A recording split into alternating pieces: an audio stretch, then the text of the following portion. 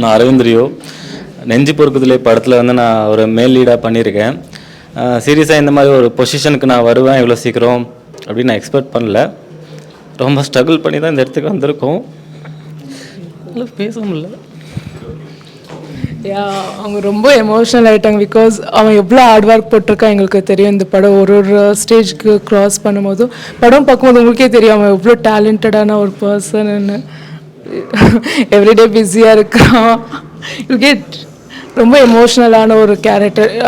இந்த மாதிரி ஒரு பையன் வரணும்னு நினைக்கிறேன். எப்படின்னா எல்லா பொண்ணுங்களுக்கும் ஒரு லவ்வர் ஒரு ஆசை இருக்கும். ஆனால் இந்த படம் பார்க்கும்போது இந்த மாதிரி ஒரு பையனை லவ் பண்ணணும்னு எல்லாருக்குமே தோணும். அந்த அளவுக்கு இவனோட எஃபர்ட்ஸ் போட்டிருக்கான். அண்ட் ரியல் லைஃப்லையுமே ரொம்ப நல்லவன். ஓகே,